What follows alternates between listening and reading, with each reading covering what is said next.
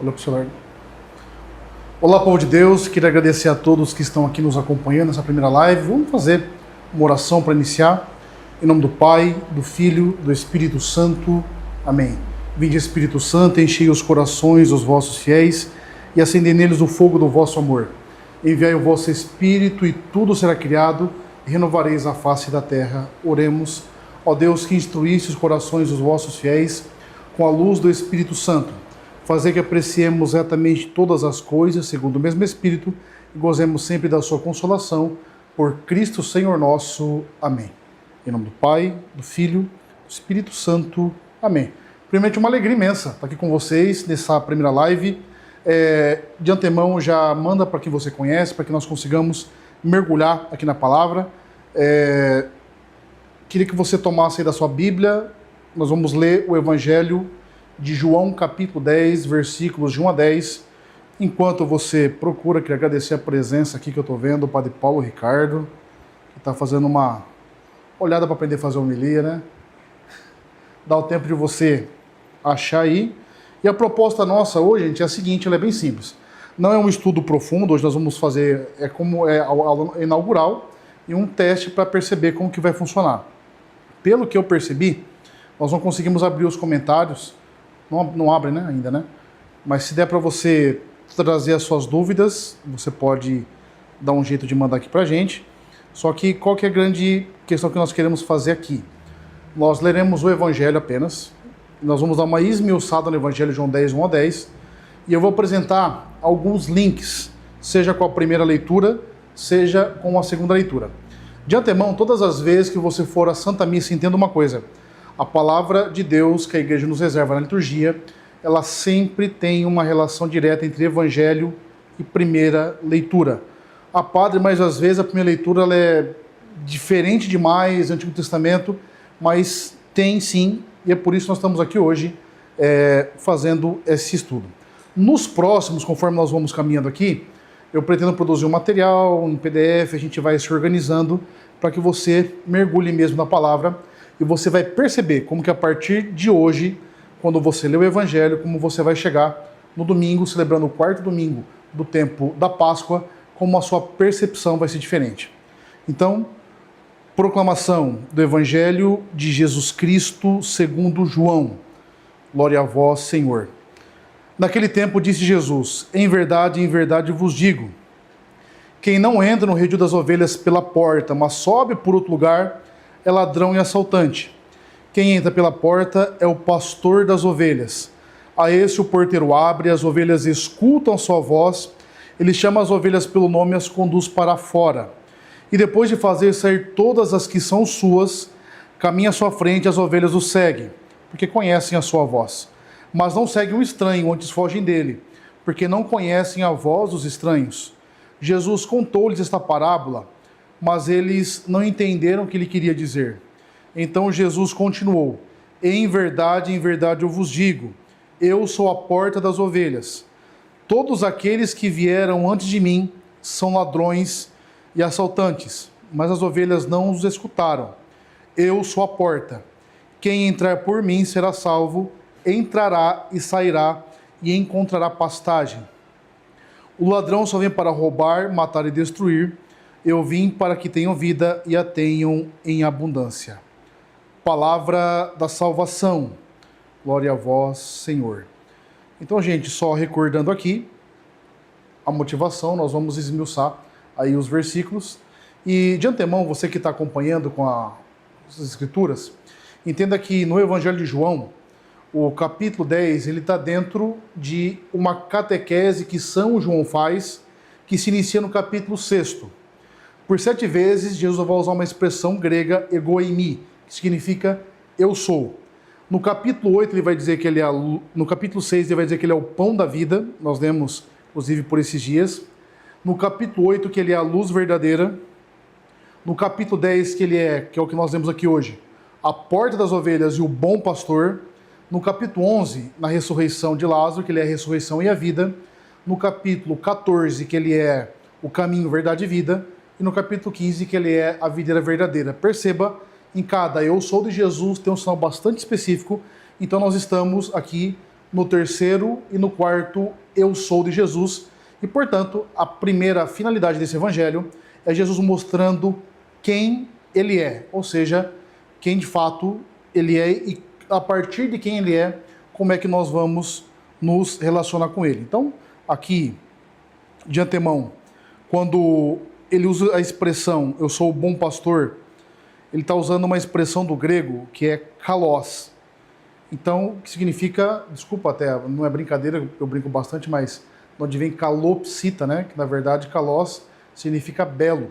Então ele é esse pastor que ao mesmo tempo ele é bom, ele é belo, mas não de uma beleza física, mas de uma beleza que nós chamamos na filosofia, desculpa se a palavra é um pouco difícil, chama transcendental, ou seja, ela se predica a coisa, mas não se esgota nela, porque é uma beleza que está além, e ele é de fato esse pastor bom.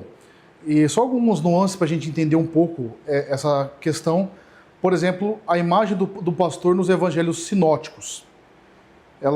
As multidões são como ovelhas sem pastor, você pode pegar em Marcos 6, versículo 35, e mesmo na parábola do filho pródigo, lá em Lucas 15, vai apresentar uma parábola síntese. Nós temos a parábola da ovelha perdida, a parábola da moeda perdida, e temos a parábola do filho pródigo, que tem um filho que se perde, tem um filho que se perde fora, que se perde dentro, e a presença do Pai misericordioso.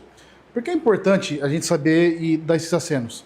Todas as vezes que você for ler os evangelhos ou participar da Santa Missa, entenda, Jesus ele tem sempre um interlocutor muito certo. Às vezes ele fala com os fariseus, às vezes com a multidão, às vezes com os discípulos, às vezes com o grupo dos três. E por que é importante saber isso? Porque a exigência aqui hoje é para quem é discípulo. Jesus não está falando com os fariseus, ele está dizendo propriamente para os seus, é uma catequese dita a eles, né? Então, portanto, o que o Senhor está dizendo? Que os crentes são essas ovelhas que devem se precaver dos lobos. Como vai apresentar Mateus 7,15, essas nuances que os sinóticos têm, que também nós encontramos respaldo em João. E os falsos profetas, ou seja, fugir dos lobos, que são os falsos profetas, e os justos, essas ovelhas, são as que devem ser salvas pelo Senhor, tal como a cena Mateus 25. E só estou fazendo essa introdução para depois a gente esmiuçar um pouquinho melhor. Há uma rica tradição no Antigo Testamento sobre o sentido de pastor. Se você tiver curiosidade de antemão, anota aí, ou depois você pega. Nós ainda não preparamos não vamos conseguir passar aqui na tela, mas tem como você pegar lá em Ezequiel capítulo 34. Eu estou fazendo essa nuance para depois a gente aprofundar um pouquinho mais. Em Ezequiel 34, sobretudo ali dos versículos 1 a 10, e mesmo depois do 11 a 16, ele vai trabalhar e vai censurar os líderes que engordam as custas do rebanho, que é deixado errante e disperso como presas para os lobos. E depois vai dizer também que essas ovelhas estão dispersas pelo pasto, e diante disso a gente pode entender que São João ele pegou como referência não, ele leu Ezequiel e encontra essa imagem bonita do pastor. Então você que está com o texto aqui, já é uma coisa que era para ter feito no começo, eu não fiz. Boa parte desse estudo eu estou utilizando esse material aqui, que é um material de estudo bíblico, depois eu deixo as referências certinhos, que ele faz propriamente essa reflexão por versículo. Então vamos lá. Depois dessa pequena síntese um pouco espalhada, né, nós vamos ter aqui o primeiro versículo. Em verdade eu vos digo, quem não entra no redil das ovelhas pela porta, mas sobe por outro lugar, é ladrão e assaltante. Aquilo que eu disse no começo, o Senhor está se referindo a todos aqueles que vieram antes, e aqui, gente, não são os profetas que vieram antes, nem aqueles que legitimamente foram levantados por Deus para dizer uma palavra de comando, mas sim aqueles que vieram, quiser trazer uma palavra diferente, que é da palavra que é o próprio Senhor. O versículo 2 aqui. Quem entra pela porta é o pastor das ovelhas. Ou seja, essa entrada pela porta que depois vai ficar clara aqui no Evangelho, que é o próprio Cristo, ele é tanto a porta como esse pastor das ovelhas. Aí esse o porteiro abre, as ovelhas escutam sua voz, ele chama as ovelhas pelo nome e as conduz. É interessante uma coisa, todas as vezes que nós usamos a expressão ovelha, a gente usa bastante, mas pra gente que pelo menos a maioria de nós que é do ambiente urbano, não fica claro quem que é o animal ovelha. A ovelha é um animal extremamente limitado. Ela não consegue sobreviver sem uma voz de contato, de comando. E ela tem uma identificação muito clara e muito própria com o pastor. É por isso que Jesus ele se coloca como pastor, e as ovelhas, está aqui o verbo escutar, ele sai um pouco da questão meramente sensorial. Então não é somente ouvir. Se você não tem nenhum problema de audição, você ouve. Agora, escutar é quando você coloca o coração naquilo que você ouve. O que Jesus está dizendo nesse versículo? Que as ovelhas dele são aquelas que se identificam com a sua palavra e conhecem a sua palavra, porque o reconhecem como pastor. E vai dizer aqui, e depois de fazer sair todas as que são suas, e portanto, aqui os discípulos, né, caminha à sua frente, ou seja, como de fato o pastor faz, indicando o caminho que tem que ser seguido.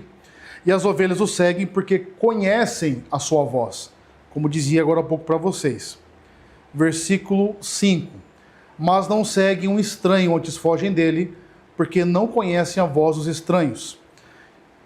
No versículo 6 vai dizer que Jesus contou-lhes esta parábola, mas eles não entenderam o que ele queria dizer. Aí Jesus vem propriamente como também um intérprete dessa parábola. Então Jesus continuou: em verdade eu vos digo, eu sou a porta das ovelhas. Todos aqueles que vieram antes de mim, ele explica agora aos discípulos, são ladrões e assaltantes, mas as ovelhas não os escutaram. Ele repete novamente: eu sou a porta, quem entrar por mim será salvo, entrará e sairá e encontrará pastagem. O ladrão só vem para roubar, matar e destruir, eu vim para que tenham vida e a tenham em abundância. Nesses 10 versículos, o Senhor apresenta quem Ele é, quem somos nós e o que de fato Ele espera sobre nós. E nesses duas expressões, porta das ovelhas e bom pastor, já nos dá um itinerário do que Ele espera para a gente na liturgia desse domingo. Nós temos que entrar nele, que é a porta. Nós temos que nos pastorear nele, que é aquele que nos conduz. E talvez a pergunta que vem depois para você aqui, qual que é a relação, por exemplo, que tem entre primeira leitura e segunda leitura? Aí vem a proposta nossa, que é a partir dessa explicação bastante objetiva do que é o Evangelho, nós percebemos alguns links. Por exemplo, a primeira leitura ela vai apresentar um contexto de Pentecostes. Então, em Pentecostes, o Espírito foi derramado e o Pedro, medroso, acuado, se torna um pregador intrépido da palavra agora. E nessa pregação de Pedro, ele faz como que uma síntese da história da salvação. Se você ler o capítulo 2 todo, de Atos dos Apóstolos, é uma pregação que tem um resultado maravilhoso, converte 3.000 pessoas. Mas olha que interessante, o primeiro resultado de uma pregação movida pelo Espírito, por alguém que entrou pela porta, que reconheceu Jesus como bom pastor, que é o que aconteceu com Pedro, ela causa arrependimento. A pergunta que as pessoas fazem, depois de verem as pessoas cheias do Espírito Santo, é o que é que nós temos que fazer? O que eu tenho que assumir? Qual que é a postura que eu tenho que ter? E Pedro fala: arrependam-vos de seus pecados, sejam batizados em Jesus e recebam de fato o Espírito que é dele. E portanto, a proposta que a liturgia nos apresenta é que de fato não basta reconhecer Jesus como porta das ovelhas e como bom pastor. Eu tenho que fazer a experiência do seu pastoreio. Eu tenho que de fato entender que essa palavra dita é para mim hoje. E um link concreto que nós podemos fazer, que é uma preocupação que o padre sempre tem quando vai preparar a homilia. E aqui vocês estão vendo mais ou menos o que eu faço quando vou preparar a homilia. Vejo o Evangelho, vou pela primeira leitura e depois para a segunda. Só para fazer um parênteses aqui, quando é do Antigo Testamento, eu leio a partir do Evangelho, mas depois, na ordem da pregação, eu vou para o Antigo Testamento, para o Evangelho, normalmente a segunda leitura é do Novo Testamento, nós encerramos ali, para perceber qual que é a palavra que Deus espera para a igreja. E quando a gente fala aqui, gente, qual que é o risco que nós corremos de falar dessa comoção que as pessoas sentem na pregação? É a gente focar muito nos sentimentos agora. Não é só sentimento. Tanto que eu sempre brinco que se você pega, por exemplo, a visão que um homem tem das escrituras, é algo mais pragmático. Eu sempre, por exemplo, do meu pai. Meu pai dizia que não era na igreja porque ele era bom. E eu ser bom para ele eu pago as contas, eu não faço mal para ninguém, nunca matei, nunca roubei, graças a Deus que continue assim. mas não tem o sentido espiritual da coisa. Quando nós falamos dessa comoção de enquanto encontro com o Senhor, não é somente um sentimento que nós temos que ter, mas uma atitude que está além do sentimento. O católico, o cristão, ele não é movido por emoção, mas por uma moção maior que a fé. Porque nós podemos correr o risco de escutar essa palavra e dizer, mas eu não senti nada no meu coração. Eu não tive nenhuma sensação, eu não tive nenhuma emoção, mas se essa palavra ela não mexeu no meu coração, aí já está um bom início de se perguntar se eu não estou insensível a essa ação da palavra. Se essa palavra de fato não tem entrado na minha vida. E só para dizer aqui também, gente, nós estamos no contexto de Pentecostes. A igreja está fazendo uma caminhada agora, o tempo pascal, que por 50 dias, 49 dias, nós vamos nos preparar para Pentecostes. Santo Tomás de Aquino vai dizer que Pentecostes é o quarto estágio do surgimento da igreja. A igreja está surgindo aqui. Ela surge no seu primeiro estágio, quando tem a anunciação e depois o Natal do Senhor, onde nasce o Cristo cabeça. Os 3 anos de ministério de Jesus são, Tomás de Aquino vai dizer que é como que a espinha dorsal, como que o corpo que é formado. Quando da crucifixão e morte do Nosso Senhor, do qual verte sangue e água, o nascimento sacramental da igreja e também um certo Pentecostes, porque o Senhor entrega o Espírito. Mas agora, quando o Espírito é derramado sobre a igreja, é o quarto estágio, a igreja nasce de maneira pentecostal, cheia do Espírito Santo, e é a presença do Espírito Santo que recorda quem é Jesus e que tem esses efeitos que vocês estão vendo na primeira leitura, que eles começam a entender o que seria o bom pastor. Em outras palavras, se nós fôssemos os discípulos de Jesus que o conheceram e caminharam esses 3 anos com ele, quando chegou Pentecostes, eles falaram, gente, era isso. Tudo o que ele disse, a ressurreição, é essa experiência, é essa primeira experiência que você tem que fazer. Na segunda leitura, nós vamos ler a carta, mais uma vez, a carta de São Pedro. Ali tem um versículo bastante famoso que nós usamos muito quando rezamos por cura, por libertação, que é o versículo 24, que vai dizer, por suas feridas nós fomos curados. Mas olha o que interessante, a igreja nos apresentou uma palavra que é a presença de Jesus como bom pastor.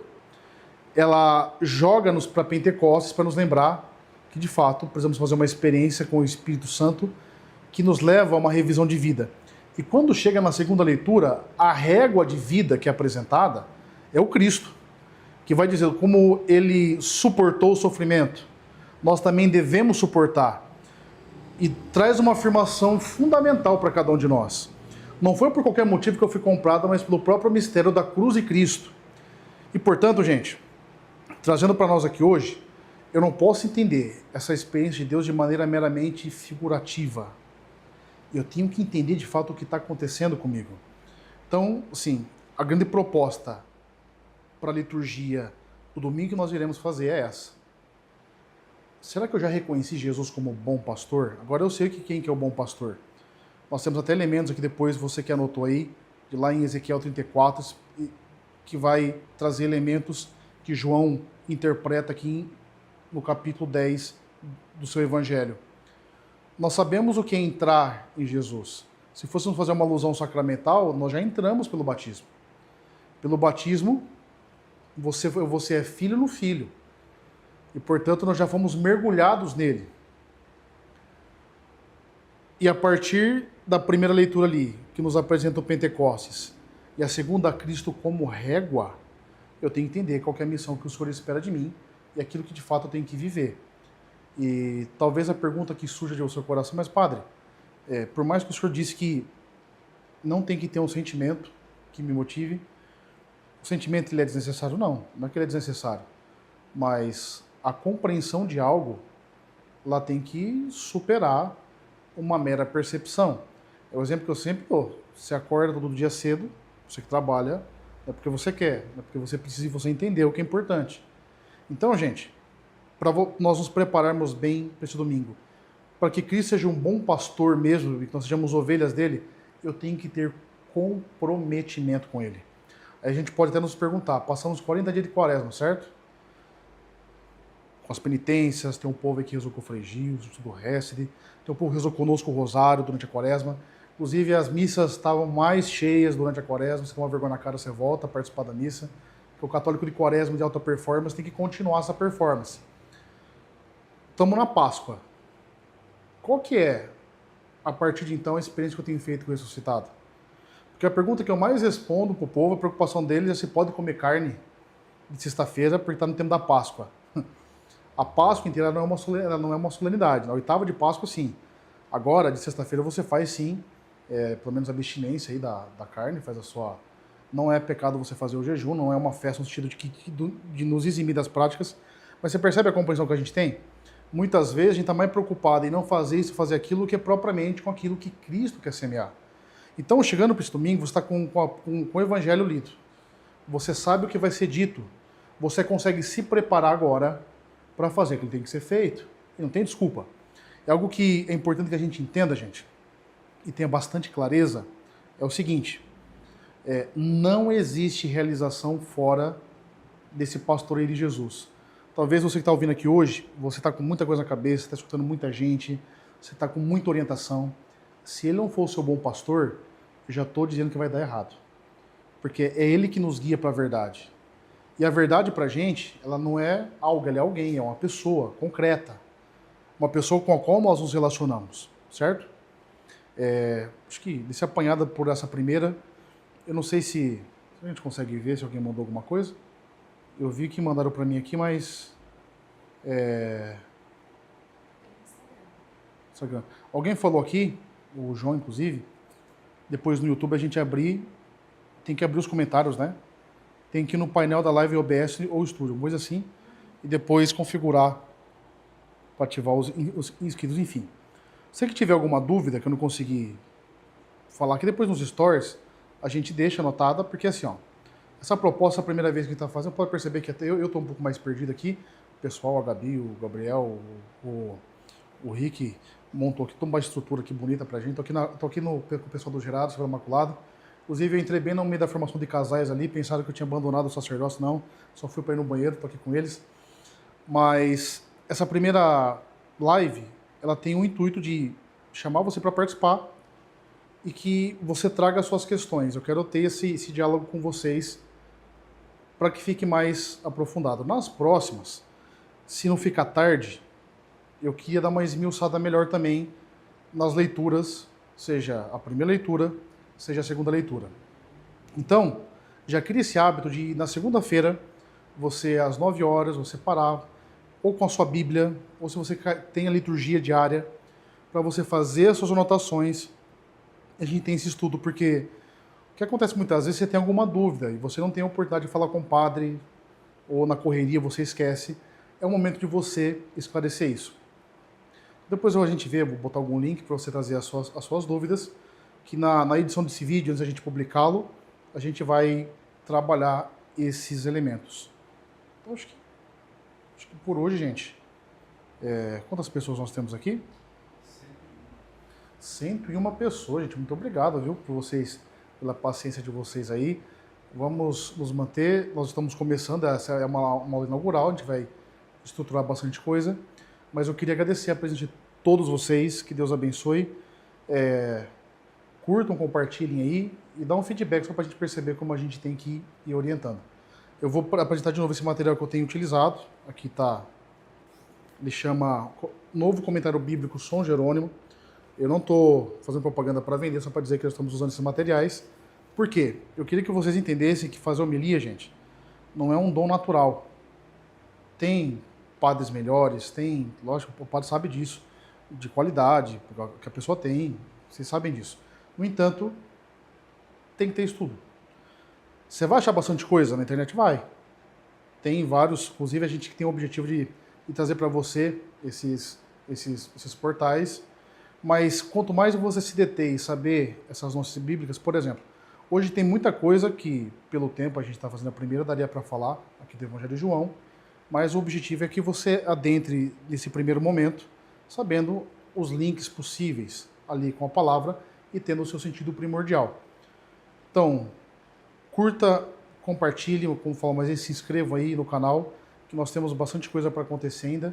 E semana que vem estamos juntos aqui às 20 horas, tá bom? 21 horas. Deus abençoe.